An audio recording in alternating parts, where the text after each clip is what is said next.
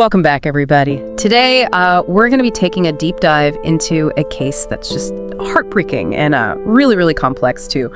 The killing of Lacey Fletcher. So we're going to be looking at her Wikipedia entry. And it brings up some, I think, some really tough questions about family, responsibility, and the systems that should be in place to protect vulnerable people. Yeah, it really is a case that I think forces us to confront some pretty uncomfortable truth about how society fails those who need help. Exactly. So to really understand this tragedy, we need to start with Lacey's background. She was born in 1985 and diagnosed with autism, and we know she faced a lot of bullying at school. Do you think that early experience of social isolation maybe played a part in, her later vulnerability? Yes, it's certainly possible. For individuals with autism, social interaction can be really, really challenging. And when you layer on bullying on top of that, it can lead to, further withdrawal and isolation. It kind of creates this vicious cycle. That makes a lot of sense. And it seems like things only got worse for Lacey. Her parents, Sheila and Clay Fletcher, decided to homeschool her. I can understand wanting to protect your child, from a hostile environment, but you have to wonder if that decision unintentionally isolated her even further. Yeah, it's a double-edged sword, isn't it? Yeah. Homeschooling can be a great option for some kids, but it's crucial to make sure that especially children with autism still have access to social support, professional help. We need to remember that human beings are social creatures. We all need connection and interaction to thrive. Absolutely. And it seems like in Lacey's case, that crucial support was missing. When she was 24, her cognitive health declined and she became essentially housebound. This seems like a turning point in the story, a moment where she really needed help. Yeah, this is critical. It's unclear from the information that we have what caused this decline, but it's clear that Lacey needed support. And unfortunately, the support she needed just wasn't there. Yeah, and what followed was a period of just horrific neglect. For at least 12 years, Lacey was confined to the family's couch. She was living in her own waste, suffering from starvation, infections. It's just hard to even fathom the level of suffering she endured. It's truly horrifying. And I think what makes it even more disturbing is that the rest of the house was reportedly clean. This suggests that this wasn't a case of just general chaos or disorganization. This was a deliberate choice to neglect Lacey. That detail really struck me too. It points to a really chilling level of detachment, and it makes you wonder what was going on in the minds of her parents. They claim that Lacey chose to live this way for 12 years, but how could anyone, especially someone with autism, choose a life of such misery and squalor? That's the question that haunts this whole case. It's a question that delves into the psychology of neglect. Was this a genuine delusion on the parents' part? Were they just in denial about how serious Lacey's condition was?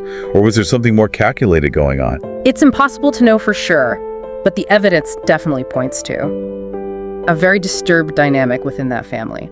Yeah, it's a question that we're left grappling with, and sadly, it only came to light after it was far too late. You're right. This whole thing, this horrifying situation, it only came to light on January 3rd, 2022, when Sheila Fletcher called 911 to report finding Lacey dead on that couch. This kind of delayed discovery, it's a recurring thing we see in cases of elder abuse or the neglect of vulnerable adults. Because they're so often isolated, it makes it hard for anyone to intervene. And it seems like here that isolation was very deliberate and went on for over a decade. And what I found really chilling is that you can actually hear Sheila attempting CPR on Lacey during that 911 call, which is just jarring considering the state that she was in. It really does make you wonder about their mindset at that point. Were they truly just completely oblivious to how bad things were? Or was this a last-ditch effort to kind of cover up years of neglect? And then the coroner's report is really damning. Lacey weighed only 96 pounds. She was malnourished, partially clothed, and literally fused to the couch. That image of her body fused to the couch, it's very powerful. It really emphasizes how prolonged and severe that neglect was. This wasn't something that happened overnight. Right. It really just drives home the point of how long she suffered. And it gets even worse. There were signs that insects had been feeding on her body while she was still alive. How could anyone allow that to happen, let alone her own parents? It's just incomprehensible.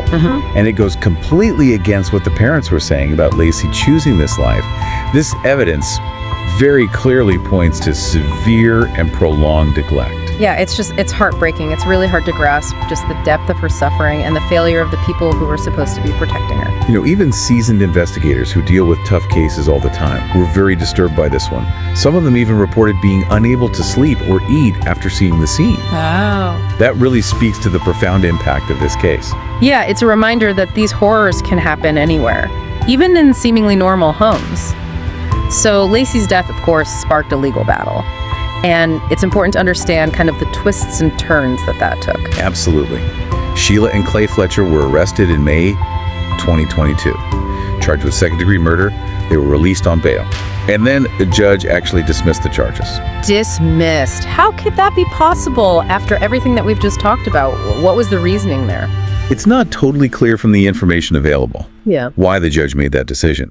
But the story doesn't end there. A grand jury re-indicted Sheila and Clay on murder charges in June 2023. So they did ultimately recognize the severity of this case. That grand jury's decision is a powerful message, that neglecting a vulnerable person will not be tolerated. Exactly, and they were facing very serious consequences.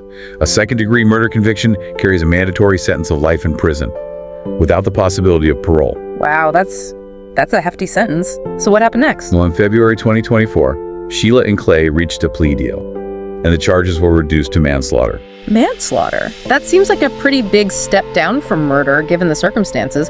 Why would the prosecution agree to that? Plea deals are complex. They offer a faster resolution and can be advantageous to both sides.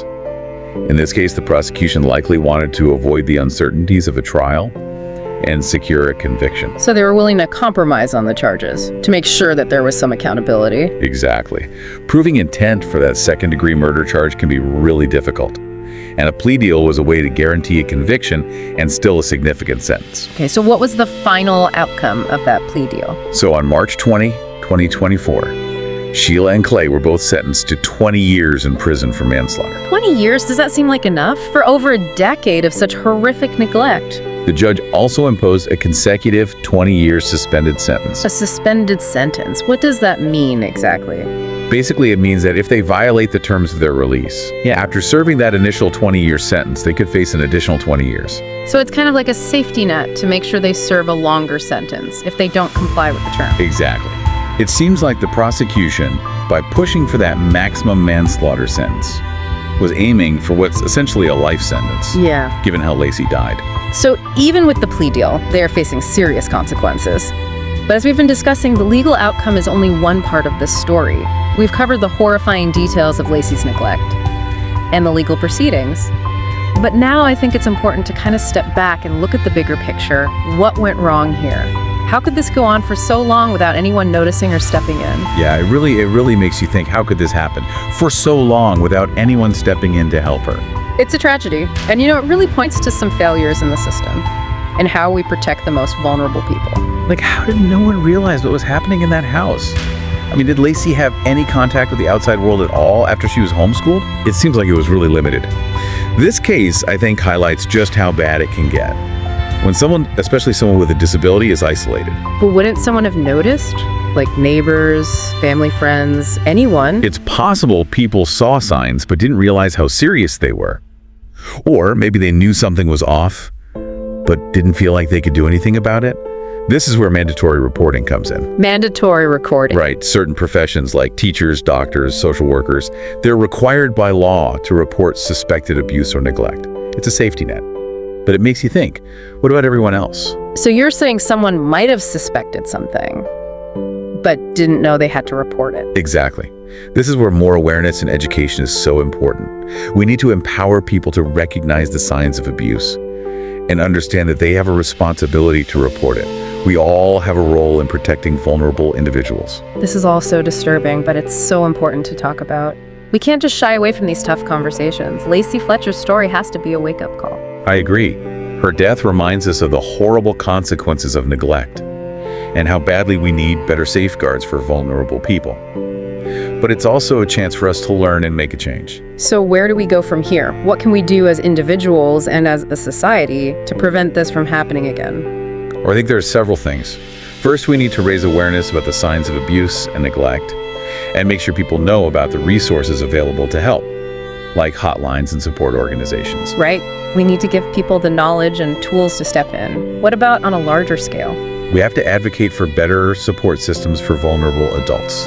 Things like better access to mental health care, social services, and community programs. We also need to build a culture of looking out for each other, checking in on our neighbors, and speaking up when something seems wrong. So we need to move away from apathy and really take responsibility for the well-being of everyone in our community. Absolutely. Every single one of us has a part to play. Even small actions can make a difference. Checking in on an elderly neighbor, volunteering for an organization that supports people with disabilities, donating to a charity. These are all ways we can help create a safer and more compassionate community. So to everyone listening, what are you going to do?